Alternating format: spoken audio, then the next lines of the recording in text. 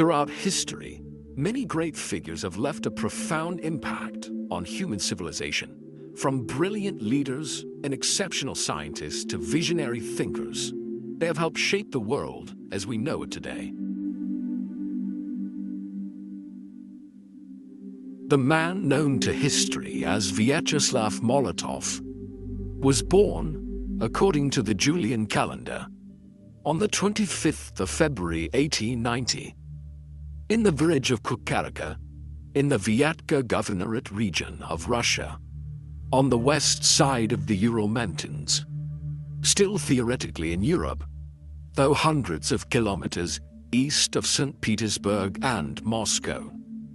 His baptismal name was Vyacheslav Mikhailovich Skryabin. Molotov was a pen name he would adopt in later life.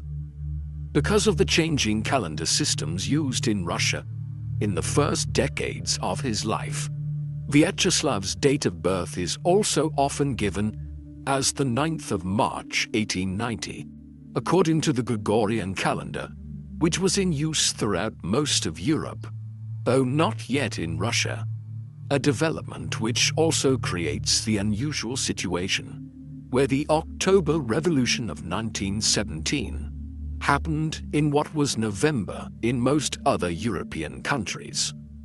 Vyacheslav's father was Mikhail Skryabin, a local shop worker in Kukarka. His mother was Anna Skryabin. She came from a relatively affluent family of grocers, and Mikhail worked his way up through her family's business. Vyacheslav was the 9th of 10 children they would have, 3 of whom died in infancy.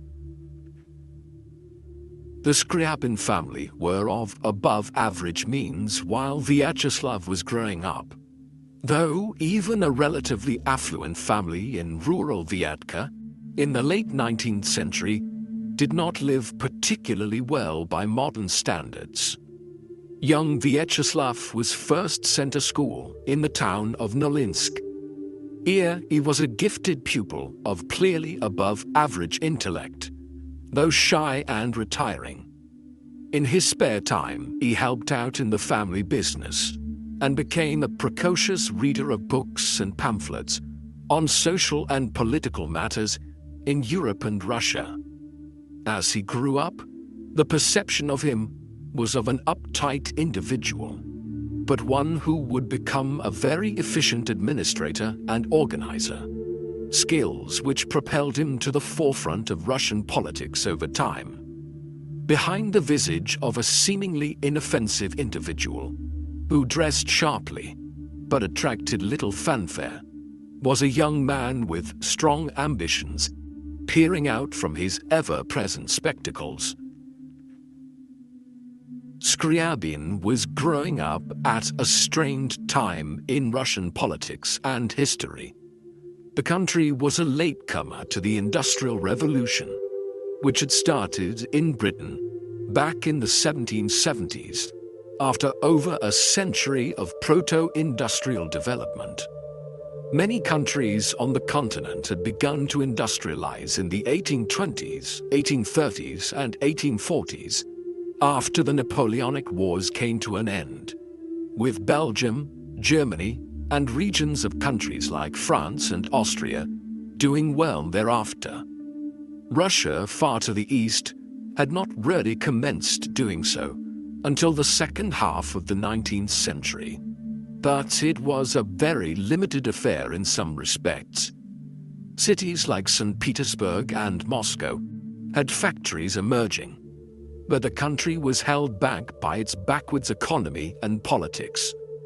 Serfdom, for instance, which tied Russian peasants to the estates they lived on in rural areas, was not abolished until 1861 and had restricted labor movement across the country. There was also very little political representation of any kind. This had led in the 1870s, 1880s, and 1890s to the development of a reactionary politics, with extremist groups like the Nihilists engaging in acts of political violence. The radical socialist or communist ideas of Karl Marx and Friedrich Engels also found purchase, although Marx would have found it peculiar that a largely rural and agrarian society like Russia would become the home of his political ideas, which he viewed as better suiting England or Germany. All of these political forces underpinned Scriabin's early life. Molotov's political awakening within this extremely tense Russian political atmosphere came early. In 1906, when he was still just a teenager, he developed an association with the Russian Social Democratic Labour Party, a radical Russian socialist party which was gaining in strength in the aftermath of the 1905 revolution in Russia, an abortive revolution which had resulted from political repression and the disastrous Russo-Japanese War, leading Tsar Nicholas II to promise political reforms and the creation of a Russian Duma or parliament, only to try everything possible afterwards to block reform of the autocratic system. The Social Democratic Labour Party was the forerunner of the Russian Communist Party and would later split into two factions, the Bolsheviks and the Mensheviks. The Bolsheviks being the more radical and aggressive faction, and one which would increasingly come to be led by Vladimir Lenin while he was in exile in Western Europe in the 1900s and into the 1910s. VYACHESLAV gravitated over time towards the more radical Bolsheviks. He began writing for the party in the late 1900s. It was in this capacity that he adopted the pen name Molotov, that he would forevermore become known by. Molotov derives from the Russian molot, meaning hammer, giving his adopted name an industrial sound, and also a sense of a person who aimed to break down political conventions in a revolutionary manner. It was not unusual for revolutionary writers during this time to adopt pen names in this way. Lenin himself adopted his own name, most likely from the river Lena. Molotov's revolutionary activities initially played out in the Kazan region, where he operated under the pseudonym Dyadya, meaning uncle, in order to avoid detection by the Tsarist secret police. Before long, he was responsible for organizing the activities of the Kazan Revolutionary Youth Wing of the Bolsheviks there. Through these, he was involved in disseminating revolutionary ideas from the writings of Marx, Engels, and Russian Marxists in groups of young revolutionaries that met clandestinely. He did not long avoid detection, and in the spring of 1909, he was arrested by the state security services and was exiled to Vologda province, where he spent the next 2 years, primarily in the town of Torma, a small town away from any railway lines where the internal exiles could be closely monitored. He continued his studies while here and passed his exams, such that when his 2 years of exile ended, he was able to attend the Polytechnical Institute in St. Petersburg. There he quickly returned to his work with the Bolsheviks, writing frequent contributions for the Zvezda journal, meaning star. He later contributed to the founding and early publications of the more well-known Bolshevik revolutionary journal, Pravda, meaning truth. It was during the years that followed, working as part of the editorial and writing team for Pravda, that he first met Joseph Stalin, a young Georgian revolutionary, and would have entered into correspondence with Leon Trotsky, a Jewish Russian intellectual who was living in exile like Lenin. Molotov himself continued to suffer persecution and frequent arrests in the Russian capital, culminating in his exile again in 1915, this time to Irkutsk in the desolate Russian east. Though sentenced to 3 years of internal exile here on this occasion, in 1916 he escaped and headed back westwards to Kazan and the Volga region. Molotov's life course would be profoundly shaped by the events of the mid-1910s, as it would be for so many Russians and Eastern Europeans during the 20th century. The Russian Empire was critical in the outbreak of the First World War. It was Russian support for the autonomy of the Kingdom of Serbia in the face of Austrian demands to be allowed to enter Serbian territory following the assassination of Archduke Franz Ferdinand of Austria-Hungary by a Serb nationalist, which circuitously led to the outbreak of a pan-European war in the final days of July and first days of August 1914. When the conflict came, Russia was very badly prepared for it and incurred a major defeat to Germany at the Battle of Tannenberg within weeks of the outbreak of the conflict. Things did not improve much thereafter. In particular, in the course of 1916 and into early 1917, the Russian front in Eastern Europe, where Tsar Nicholas II had taken the decision to command the army himself, collapsed around this time. This led to a revolution in St. Petersburg and Moscow in February 1917, one which began the overthrow of the old imperial system.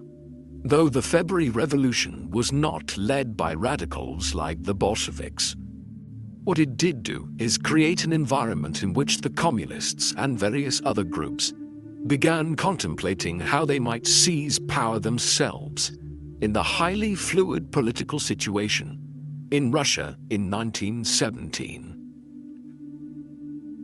By the time the February Revolution occurred, Molotov was already back in St. Petersburg, which had been renamed Petrograd, to avoid using the overly German-sounding St. Petersburg during the war with Germany. Here he returned to his work with Pravda during a period of immense change in the Bolshevik party operations. Figures like Lenin, Trotsky, and the other party leaders who had been in exile for many years were making their way back to Russia from Western and Central Europe, often actively supported by the German government, which was anxious to sow further instability in the Russian Empire.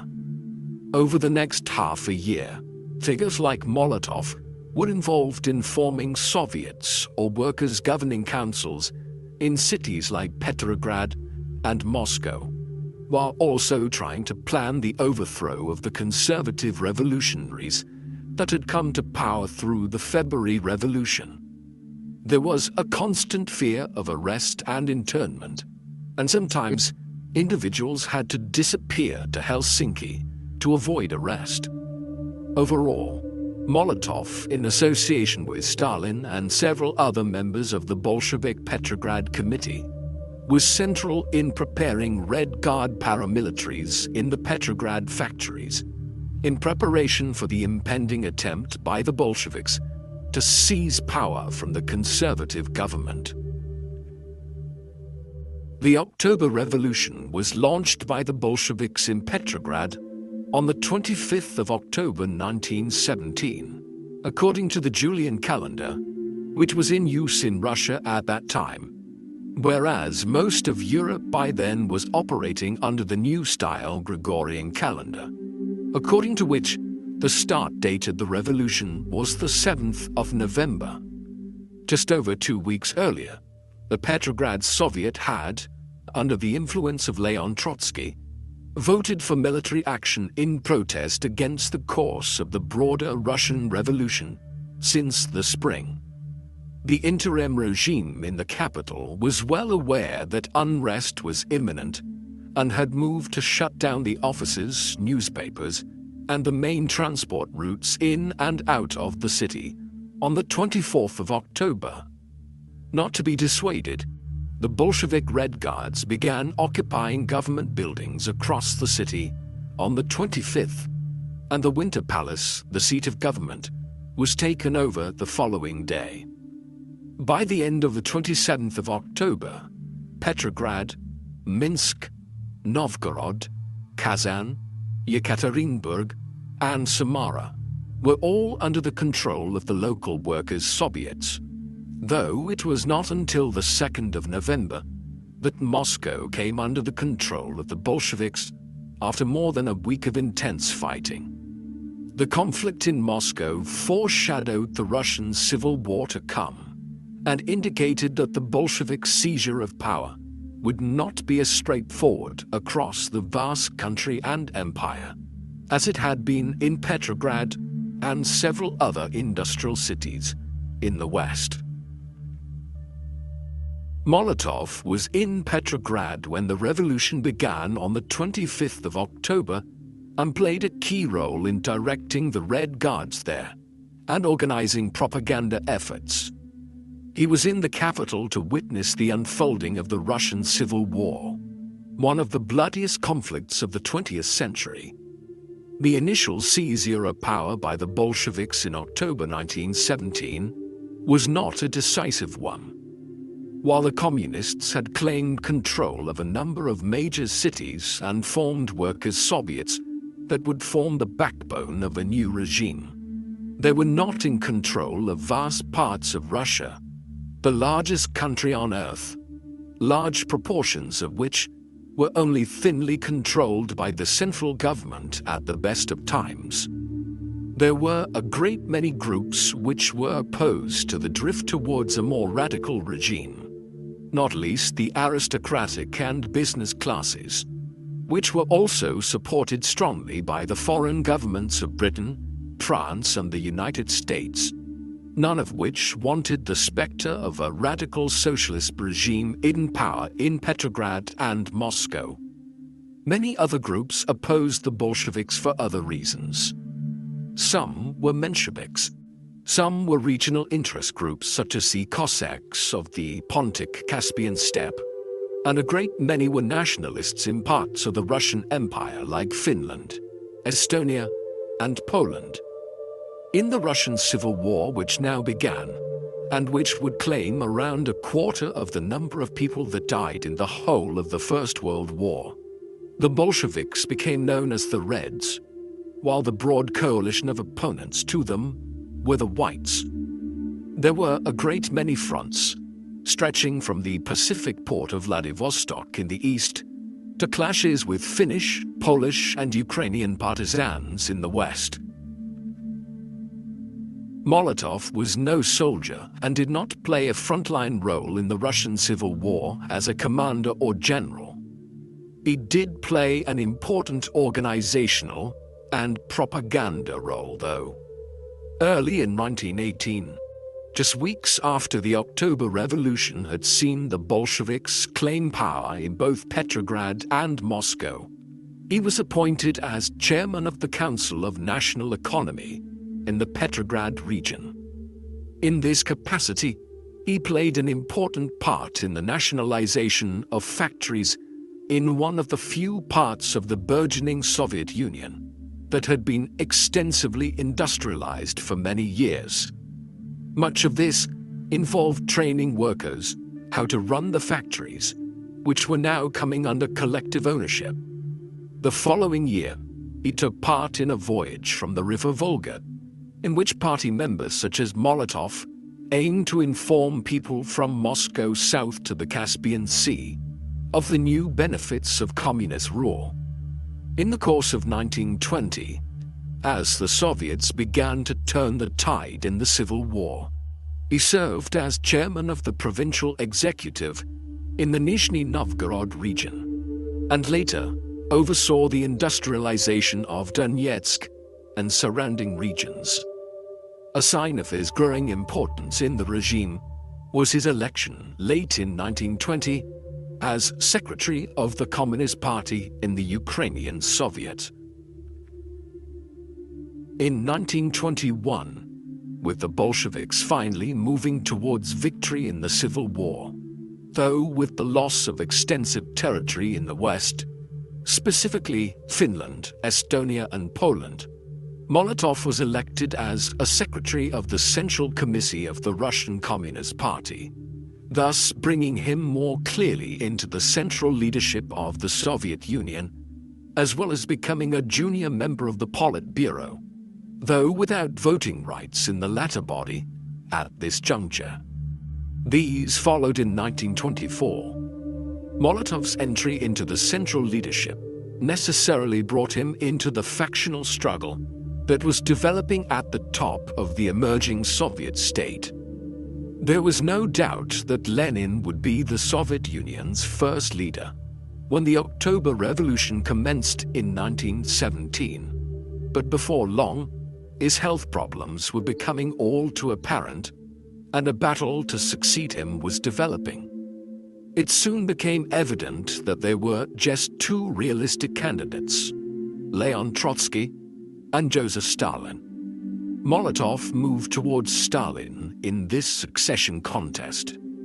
His relationship with Trotsky seems to have been especially strained, though one particular anecdote of an interaction between them in the early 1920s is revelatory of Molotov's outlook and was prescient of the future.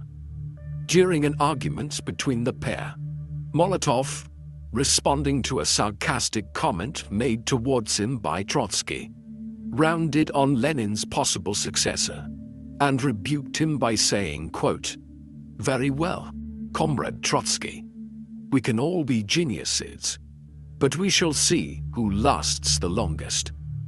For Molotov, politics was sometimes a game of survival, not always of overt intellect. He would survive far longer in it than Trotsky.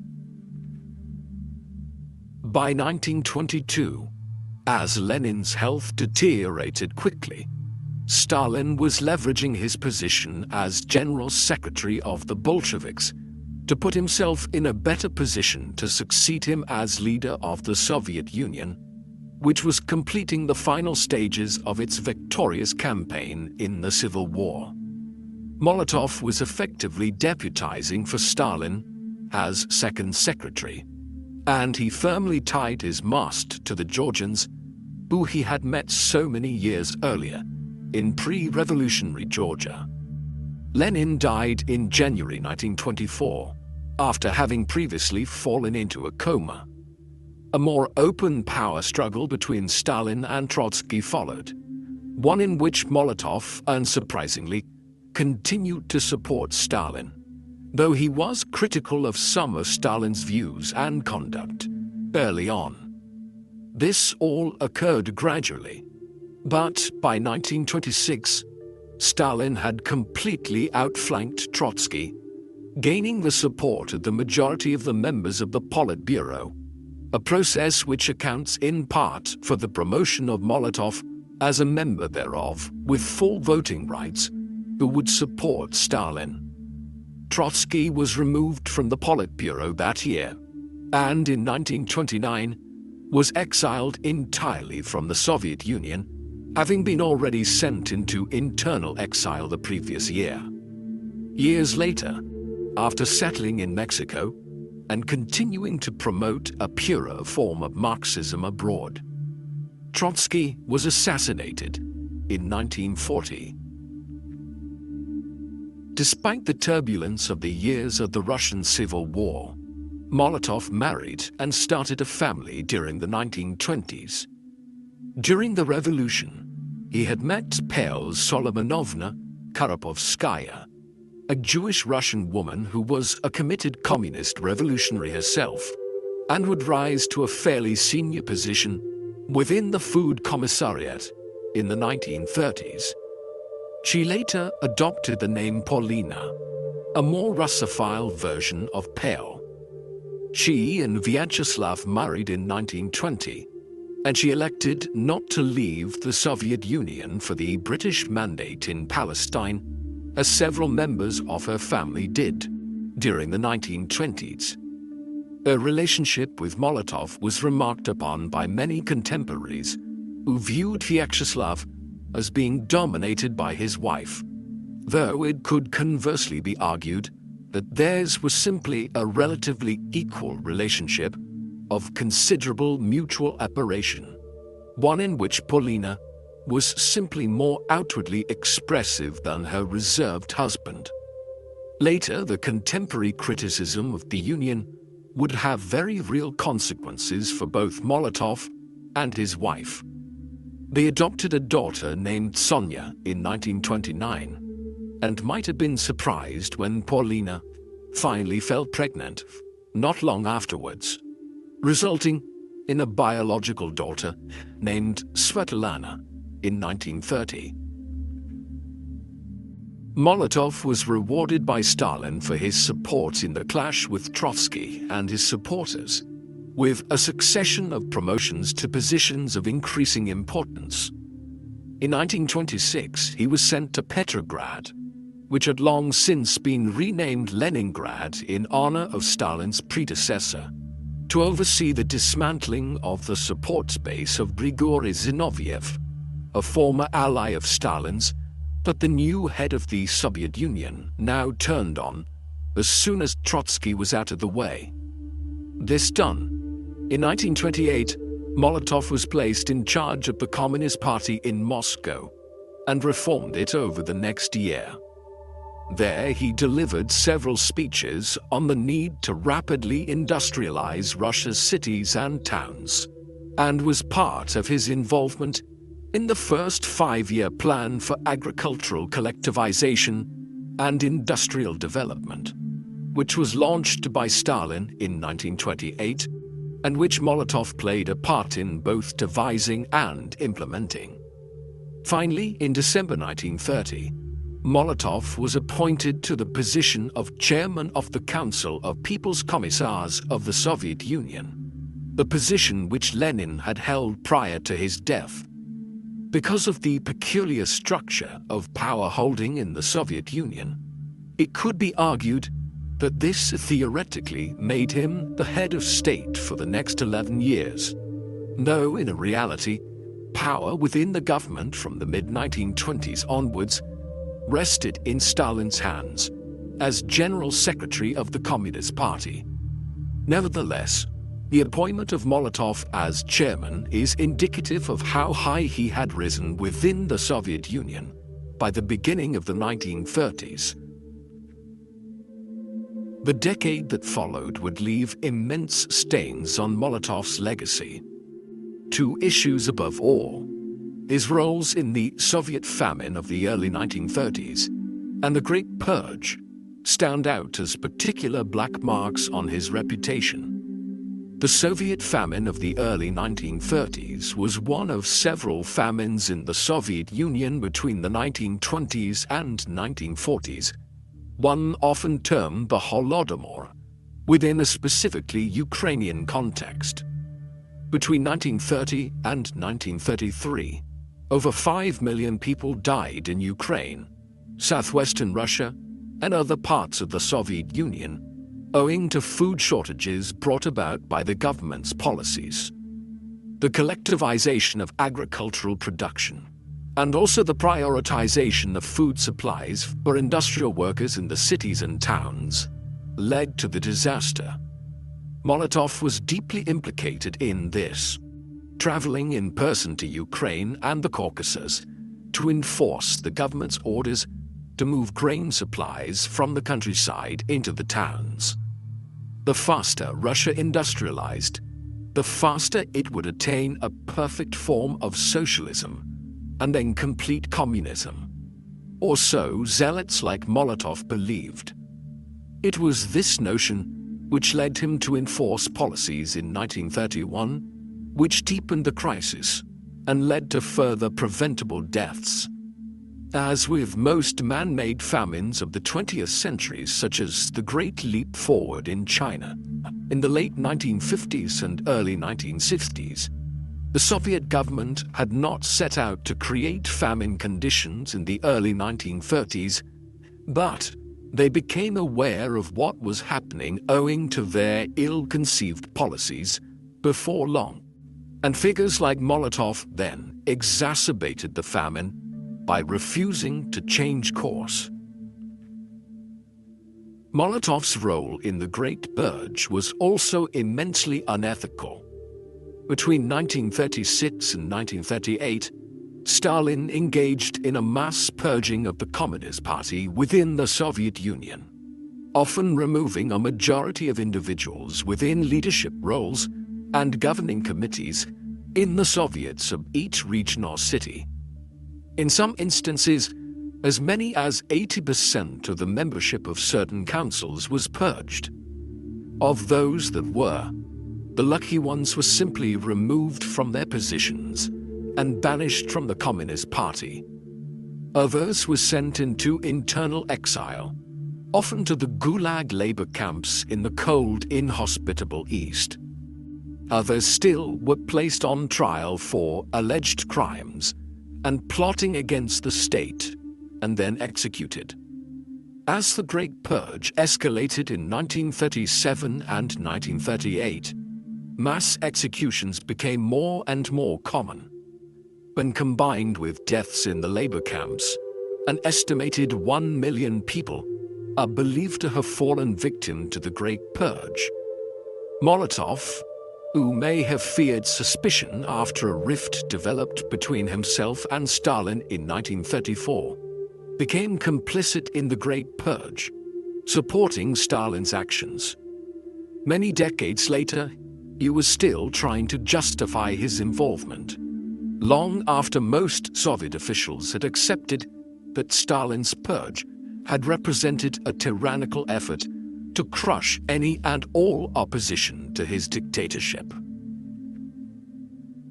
In early May 1939, Molotov was appointed to the important position of Commissar for Foreign Affairs of the Soviet Union, in succession to the out-of-favor Maxim Litvinov. It was a critical juncture to be promoted to the post of Minister of Foreign Affairs.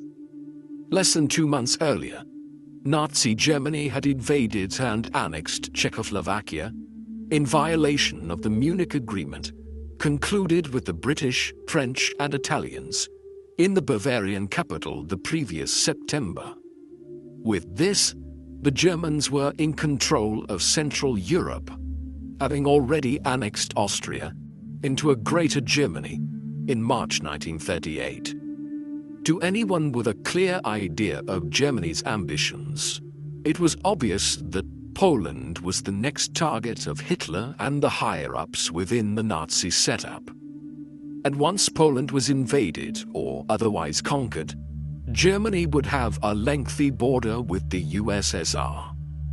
Nazism and Bolshevism were ideological enemies, and Nazi rhetoric was filled with statements about destroying the communist spectre that they suggested was haunting Europe. The question for Molotov, as he assumed the position of Commissar of Foreign Affairs, was how he would negotiate the situation as war loomed over Europe, with the British and French having made it clear that any violation of Polish independence would mean war. Molotov was soon negotiating intensely with his German counterpart, the Nazi Foreign Minister Joachim von Ribbentrop. The agreement stemmed from earlier efforts by the Germans to negotiate an economic treaty. Both sides might have considered the other to be an ideological enemy, but they had things like petroleum, iron, and automobiles that they wanted to buy from one another. In the summer of 1939, after Molotov's appointment, talks accelerated between the two foreign ministers and their staff, and there was soon progress towards not just a trade agreement, but a much more significant military and diplomatic pact. Eventually, on the 22nd of August 1939, von Ribbentrop flew into Moscow and worked out the final elements of what was revealed the next day to the world as the Molotov-Ribbentrop Pact, or Treaty of Non-Aggression between Germany and the USSR. Governments were shocked to learn that the agreement involved a treaty of non-aggression between the Germans and Soviets, just days before Germany would invade Poland, triggering the beginning of the Second World War in the process. Political leaders in London, Paris, and Washington would have been even more alarmed had they known of the secret clauses negotiated by Molotov and von Ribbentrop. These essentially outlined how Germany and the Soviet Union would carve up Eastern Europe between them. Once Germany had invaded Poland, the Soviets would claim the eastern parts of the country, along with Finland and most of the Baltic states region. Thus, the Molotov-Ribbentrop Pact essentially was designed to allow the Soviets to reclaim the territories lost at the time of the Russian Civil War. Molotov's work was soon being realized militarily by Stalin. On the 17th of September 1939, 2.5 weeks after the Nazis had invaded Poland from the west, and with the Poles incurring heavy defeats to the Germans, the Soviets invaded the country from the east. Over the next 3 weeks, the sectors allotted to the Soviets under the agreement were occupied. Over time, the terms of the pact would be put into force in other ways. For instance, the Russians would invade the Baltic states, Estonia, Latvia, and Lithuania, and incorporate them into the Soviet Union. But Stalin waited until the summer of 1940, when most of the other major European states were wholly preoccupied with the German invasion of France and the Low Countries. Stalin also acquired some minor border territories around what is now Moldova, in a move which stretched the terms of the treaty Molotov had negotiated. In any event, the Molotov-Ribbentrop Pact would not last that long. Eventually, with Western Europe conquered in May and June 1940, and with Hitler convinced that Britain would eventually join Germany against the common Bolshevik enemy, the Nazis began preparing for the invasion of the Soviet Union early in 1941, and would launch Operation Barbarossa on the 22nd of June 1941. Thus, Molotov's diplomatic deal lasted less than 2 years. But it was a major development in the first stages of the Second World War in Europe. One particular sphere of military activity for the Soviets that resulted from the Molotov-Ribbentrop Pact is especially notable in terms of how Molotov's name became synonymous with homemade incendiaries. An element of the secret clauses was that the Soviets could invade and conquer Finland without the Germans objecting in any manner. After they had completed the military operation in eastern Poland in the late autumn, the Soviet Red Army was put into preparation for an invasion of Finland.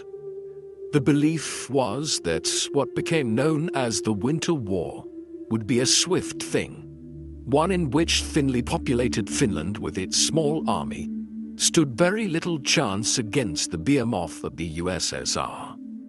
Stalin and his generals could not have been more wrong. The Finns offered determined resistance after the Red Army invaded their country at the very end of November 1939.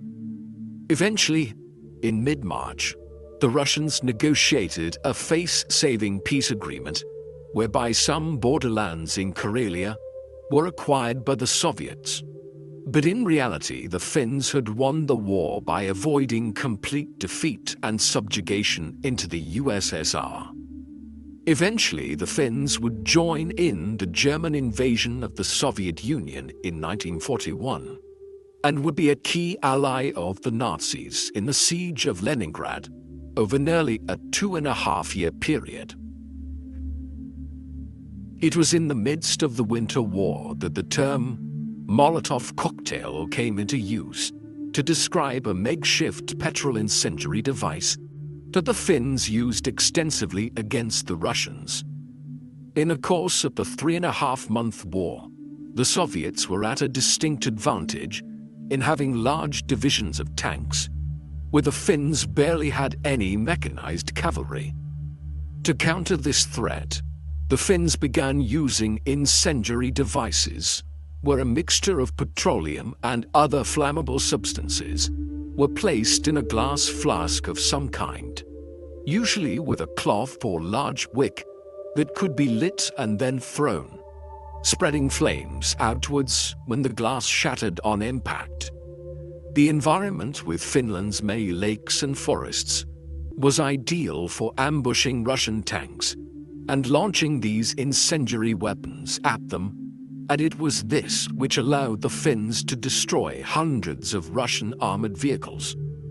Reveling in the success of the weapon, the Finns developed a saying that they were sending Foreign Minister Molotov a cocktail to have with his meal. Such was the awareness that Molotov had negotiated the agreement with Germany that had led 3 months later to the Soviet invasion of Finland. Hence did this makeshift petrol bomb become known as the Molotov cocktail. Admittedly, Molotov's role in the Second World War became a bit more constructive once the Winter War had passed. In the course of 1940, the Germans turned their attentions westwards and invaded and conquered Denmark and Norway in April, followed by the Low Countries and France in May and June. This left only the British standing against the Nazi menace, though Greece too was attempting a brave resistance against impossible odds in the Balkans, where the Nazi ally, Fascist Italy, was intent on creating a new Mediterranean empire. Then a very poor strategic error was made by the Nazis. In late 1940, Hitler turned his attention back eastwards and decided that the non-aggression pacts that Molotov had negotiated with von Ribbentrop had served its purpose. After months of preparation in the first half of 1941, Operation Barbarossa, the largest military invasion ever in human history, was launched on the 22nd of June 1941 as 3 million German military personnel streamed into eastern Poland, the Baltic states, and Ukraine, with the ultimate goal of taking Leningrad, Moscow and Stalingrad, before advancing to the AA line, a strategic endpoint for the Germans in a line running from the port of Arkhangelsk on the shores of the White Sea in the north and the Caspian port of Astrakhan in the south. A frequently overlooked detail of the invasion of the Soviet Union is that it was Molotov, as foreign minister, who made the radio declaration in the Soviet Union on the 22nd of June, announcing that the Germans had invaded the USSR. He was also appointed by Stalin as deputy chairman of the hastily assembled State Defense Committee, meaning that Molotov was officially the second in command of the Soviet war effort, at least so far as the civil government went. Molotov's role now switched from maintaining a very fragile peace with Germany to overseeing a new alliance with Britain and a few countries that were at war with the Germans and their Axis allies. This initially involved a volte-face in Russian foreign policy, as tensions had been running high between Britain and the Soviets in late 1939, 1940, and early 1941. And the British had considered sending an expeditionary force to Scandinavia to aid the Finns during the Winter War. Thus, Molotov had to patch things up in the autumn of 1941 with his British counterpart, Anthony Eden. This was easier said than done, as Molotov had become convinced that Eden was trying to orchestrate a joint Anglo-Turkish invasion of the Crimean Peninsula and southwestern Russia after Eden had visited Istanbul early in 1941. Nevertheless, months later, Molotov undertook a risky flight over German airspace in the North Sea to land in Scotland as part of negotiations for what would become the first stages of the Allied alliance with the British. These negotiations quickly resulted in the Anglo-Soviet Agreement on the 12th of July 1941, whereby the United Kingdom and the Soviet Union agreed to act in accord with one another against Germany, followed nearly a year later by the more detailed Anglo-Soviet Treaty, a full military alliance between the two nations. By then, the United States had also entered the war against the Germans and their Far Eastern ally, the Empire of Japan, after the well-known Japanese attack on Pearl Harbor.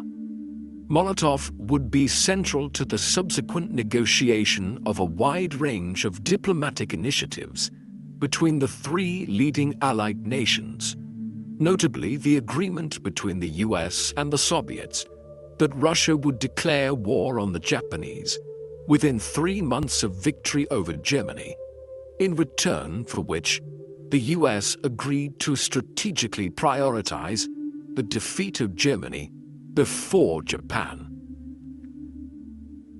The US, British and Soviets were allies during the Second World War, but they knew very well that a new clash was looming between the USSR and the Western powers once Germany, Japan, and their allies were defeated. Hence, the US and the Soviets were carrying out their research into developing nuclear weapons during the war under a veil of secrecy. The US program, the Manhattan Project, and its ultimate results are well known. Less familiar is the Soviet program. This commenced in 1942, after the Russian physicist Georgy Fyodorov wrote to Stalin, urging him to initiate a well-funded research program to that end. Molotov was initially appointed to oversee the program, which was run from laboratories near Moscow. Unlike in the US example, the Russian program was nearly entirely overseen by civilian administrators, such as Molotov, and the lack of military personnel probably hampered its development. In any event, one of the primary impediments for the Russians was the same faced by the US and even the Nazis: a need for an adequate amount of fissionable material, something made more difficult for the Soviets by American attempts to restrict Russian access to uranium sources in the Congo and other regions. Where Molotov did make some progress was in attempting to establish spies in the US who could infiltrate the Manhattan Project. But Stalin nevertheless removed him from the project at the end of 1944, owing to its slow progress. Molotov's more important role between 1942 and 1945 was in negotiating the post-war world order at various diplomatic summits. Stalin, Churchill, and President Roosevelt often garner the majority of the attention in discussions of things like the Tehran and Yalta conferences, but Molotov, Eden, and figures like the US Secretary of State, Cordell Hull, made major contributions in their own right. Throughout, Molotov garnered a reputation as a tough negotiator at Tehran, Yalta, the post-war Potsdam Conference, and the San Francisco Gathering, where the United Nations was brought into being.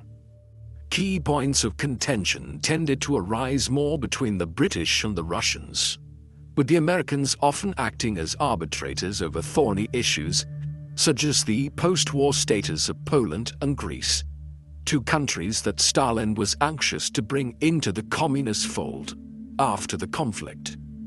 The Soviets succeeded when it came to Poland and accepted defeating Greece. Through these negotiations and diplomatic meetings, Molotov struck an often paranoid figure. When visiting Britain in 1942, Molotov used to search his accommodation for bombs and slept with the revolver next to his bed, or so claimed Winston Churchill after the war. When in Washington, D.C. to negotiate Soviet inclusion in the Lend-Lease program, whereby US aid was extended to the countries directly impacted by the war in Europe, Molotov didn't just bring a revolver, he also brought his own food. The war came to an end in Europe in May 1945. It is well known that in the years that followed, the Western Allies rebuilt the economies of the countries which fell into the Western sphere of influence through the Marshall Plan. What is usually completely overlooked is that the initiative, which was spearheaded by the U.S. Secretary of State, George Marshall, in 1948, the Marshall Plan, was accompanied by the Molotov Plan, whereby financial and material aid was given to the newly communist countries of Eastern Europe to rebuild their economies after the devastation of the war, as well as constituent parts of the Soviet Union in Ukraine and elsewhere benefiting from it. Poland, Czechoslovakia, Hungary, Bulgaria, Romania, and East Germany all acquired aid through the Molotov Plan. The plan helped in the recovery at the beginning of a period in which many of the communist economies in Europe were about to enjoy growth levels which exceeded those found in many Western capitalist countries through the late 1940s and 1950s. However, the Molotov Plan was always contradictory, as one of the tenets of the program Molotov devised in 1947 was that East Germany, Romania, Bulgaria, and Hungary, all members of the Nazi-led Axis alliance during the war, should continue to pay war reparations to the Soviet Union. Despite being arguably the most prominent Soviet official of the 1940s other than Stalin, at least in the civil sphere, Molotov's career took a downward turn at the end of the decade. The background to this was the 1948 visit of Golda Meir, a prominent Israeli politician who would become the Prime Minister of Israel in 1969, to Moscow during the First Arab War to briefly act as Israeli ambassador to the Soviet Union. Molotov's wife, Paulina, was Jewish and spoke Yiddish. An incident in which she translated between Meir and Molotov, as Meir spoke Yiddish, subsequently became the basis for a paranoid claim that Paulina had potentially engaged in treasonous behavior. Stalin had also long disliked Molotov's wife, as Paulina had been arguably the last person with whom the dictator's second wife, Nadezhda Alliluyeva, had conversed before she killed herself back in November 1932, leading Stalin to forever be suspicious of Mrs. Molotov. Now, 16 years later, she was sent into internal exile to a labor camp in the East for 5 years, and Molotov was dismissed from his post as foreign minister not long afterwards in March 1949. Under Stalin's tyranny, there could be no possibility of strenuously opposing the decision. Vyacheslav simply had to accept what had happened and labored on as a more middling official for the next several years. It is an indication of how frail a figure Molotov could be that he would continue to defend Stalin's legacy and methods long after the dictator was dead, even though in the final years of his life, Stalin had been, in all essential ways, tearing apart Molotov's career and preparing to remove him permanently from the Soviet leadership, as well as sending his wife to a labor camp. In 1952 and into early 1953, Stalin had made it clear that Molotov was finished within the leadership and was preparing to dismiss him from most of his offices, possibly violently. What saved the former foreign minister was the death of Stalin himself on the 5th of March 1953, after suffering a cerebral hemorrhage 4 days earlier.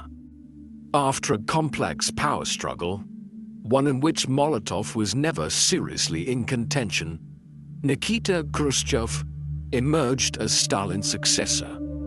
Khrushchev had been challenged by Georgy Malenkov, who became premier for 2 years down to 1955, but who was quickly undermined by Khrushchev in 1953, and only allowed to remain as premier in a largely ceremonial capacity thereafter. Nevertheless, during the power struggle, Malenkov had briefly held sufficient enough power to realign the senior ministries, and on the 5th of March 1953, the very day Stalin died, Molotov had been reappointed as Minister of Foreign Affairs. He continued to hold the position after Khrushchev's ascent, though it was evident before long that Molotov's unrepentant Stalinist views were out of sync with the new atmosphere in the Kremlin, where Khrushchev was denouncing the former tyrant and attempting to move away from the worst excesses of the Stalinist era. Molotov was removed from the post of Minister of Foreign Affairs for the final time in June 1956, a move that came as little surprise after Khrushchev had denounced Stalin's foreign policy at the start of the Second World War, and by implication, the Molotov-Ribbentrop Pact that Molotov had negotiated. Thereafter, he joined secretly with Malenkov and the deputy premier of the USSR, Lazar Kaganovich, to begin plotting to remove Khrushchev from power. The trio and their allies would become known as the Anti-Party Group, a collection of unreformed Stalinists who were unhappy with the drift of Soviet politics and foreign policy under Khrushchev. On the 18th of June 1957, they attempted to overthrow Stalin's successor through diplomatic means, forcing a vote on his leadership at the 11-man party presidium, which they won by 7 votes to 4. However, Khrushchev managed to argue successfully that a vote needed to be held within the larger Central Committee of the Communist Party. There, he managed to convince a sufficient number of individuals that the anti-party group, which he referred to them as, was an unreformed group of Stalinists with blood on their hands. In the end, the attempted coup collapsed when Khrushchev won over the support of the war hero and Minister of Defense, Georgy Zhukov, who stated that the Red Army would oppose the attempted coup of Malenkov, Molotov, and Kaganovich. The anti-party group had failed. With the foiling of the attempted coup by the anti-party group in the summer of 1957, Molotov was not entirely purged from the Bolshevik leadership. It was a sign of how much things had changed in Russia. Had the men involved taken this course of action 5 years earlier, under Stalin, every one of them would have been quickly killed. Instead, in 1957, Khrushchev decided to remove those who had attempted to overthrow him in less dramatic ways. For instance, Malenkov was sent to manage a power plant in what is now Kazakhstan. Molotov was dispatched even further east, though on the surface of it, his appointment as Soviet ambassador to the Mongolian People's Republic was a face-saving one. Nobody was fooled, though. Even the New York Times, in reporting on Molotov's dispatch to Ulaanbaatar on the 7th of September 1957, referred to him as, quote, the fallen Soviet leader. It must be said it was a slightly more exalted fate than that Malenkov had been consigned to, or indeed Kaganovich, the latter of whom was sent to manage a potash factory in the Ural Mountains region. Conversely, this was a period of important diplomacy in Ulaanbaatar, as relations with Mongolia fluctuated owing to the wider Sino-Soviet split between the Soviets and the Chinese. Molotov was also appointed to the position of Soviet representative at the International Atomic Energy Agency in the late 1950s. If Molotov's appointment as ambassador to Mongolia and as Soviet representative at the IAEA were face-saving measures in the late 1950s, complete disgrace was soon to follow.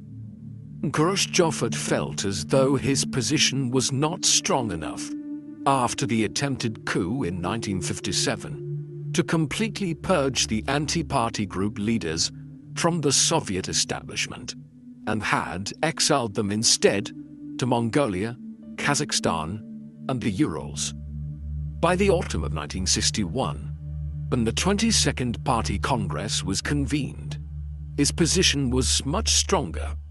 Following the success of the Cuban Revolution, the initiation of the construction of the Berlin Wall just weeks earlier, Russian successes in the burgeoning space race with the US, and also the imminent testing of the Tsar Bomba, the largest nuclear weapon ever detonated, one which was 1,500 times stronger than the nuclear weapon dropped on Hiroshima in 1945. With his position more powerful now, Khrushchev furthered his de-Stalinization program at the 22nd Congress. This included making preparations for the complete expulsion of several of the leaders of the anti-party group from the Communist Party, Molotov included, and their removal from any offices which they held. The expulsions were carried out quietly and with little fanfare in 1962. In the months that followed, efforts were being systematically undertaken to expunge the record of Molotov's role in the Soviet regime over the last 4.5 decades, with his papers and departmental files being destroyed under Khrushchev's orders. Molotov spent many years in complete exile from the Soviets' movement and leadership, though he was allowed to return to Moscow and lived out much of his later life in the Russian capital.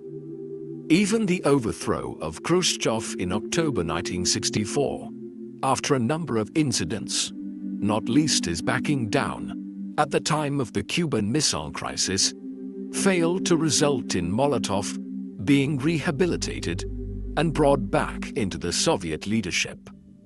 Under Khrushchev's successor, Leonid Brezhnev, he was allowed to live in quiet retirement. He appears to have spent much of the 1960s writing his memoirs, but they would never see the light of day.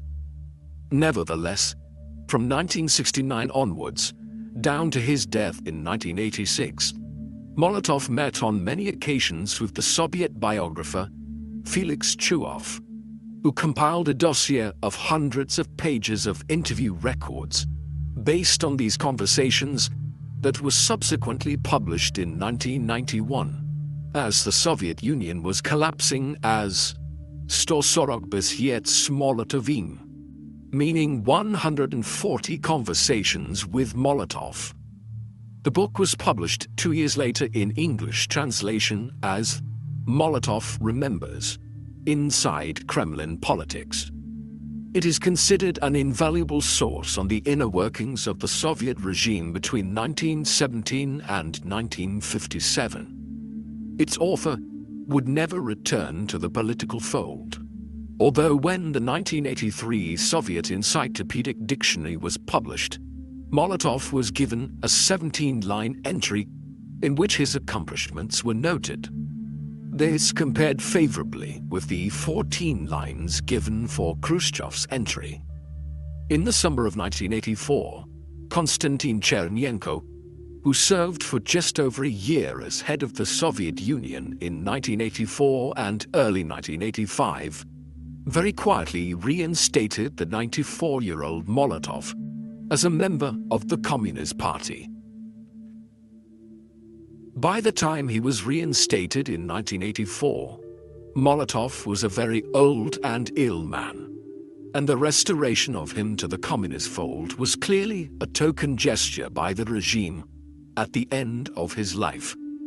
He had suffered many heart attacks, the first seemingly as early as January 1954, when he had been too unwell to attend a high-level summit with the foreign ministers of the US, Britain, and France. It is believed that he had 7 heart attacks in all, but the number is disputed as Soviet propaganda tried to cover these up at certain times. Given this, it was something of a miracle that he survived as long as he did, and lived to the ripe old age of 96. When he died in Moscow on the 8th of November 1986, he was the second last senior surviving participant of the Russian Revolution that had taken place nearly 7 decades earlier, outlasted only by Kaganovich, who died in 1991 at 97 years of age. Molotov's funeral and interment at the Novodevichy Cemetery in Moscow 5 days later was a small and largely private affair, attended by about 200 mourners. There was no government ceremony, and efforts were made to ensure it was very thinly covered in both the domestic and international media. Molotov could not have known it at the time, but his lifetime would largely bookend the Soviet system. He had been born back in 1890, at a time when the Russian communist movement was just beginning to take off. He died as it was being dismantled. Mikhail Gorbachev had taken over as head of the Soviet Union not long before Molotov's passing, and quickly began initiating a series of policy programs designed to reform the USSR and the communist system, specifically by opening the economy up more and liberalizing the political system. This program had unintended consequences in the course of 1989, as communist regimes in Eastern Europe began to collapse under mass protests and civil disobedience. By 1990, the difficulties had spread to Russia itself. In the 2 years that followed, the Warsaw Pact collapsed, then the USSR, and finally, the communist system itself within Russia. A decade of chaos ensued. In the course of it, much reflection was undertaken on the 3/4 of a century-long Soviet experiment. It was generally concluded that the Stalinist era had constituted a complete moral stain on Soviet history. Molotov, as one of Stalin's lackeys and orchestrator of much of his foreign policy, did not escape with his reputation intact. Vyacheslav Molotov was one of the most important members of the leadership of the Soviet Union between the Russian Revolution of 1917 and the end of his own career as a senior figure within the Bolshevik movement 40 years later. However, longevity is not necessarily a mark of success when discussing this time and place. Almost no other figure within the Soviet setup, other than Stalin himself, managed to survive through these decades. Nearly everyone else was sidelined or demoted as Stalin rose to power in the 1920s, engaged in the Great Purge in the 1930s, or demoted anyone that might challenge his preeminent position as Russia's wartime leader in the 1940s. The fact that Molotov managed to survive and hold senior positions throughout these decades points towards his fawning nature and complicity in Stalin's crimes. Few other Soviet officials survived at the top of the Politburo in this way, or managed to make their mark on history. Yet, even when it comes to Molotov's alleged accomplishments, these are hardly good things. His foremost success was in negotiating the Molotov-Ribbentrop Pact in August 1939, which freed up Nazi Germany to initiate the Second World War just over a week later, and began the Soviet takeover of Eastern Europe that would last for half a century. He remained an unrepentant Stalinist down to his last days, despite the fact that Stalin clearly wasn't very fond of him.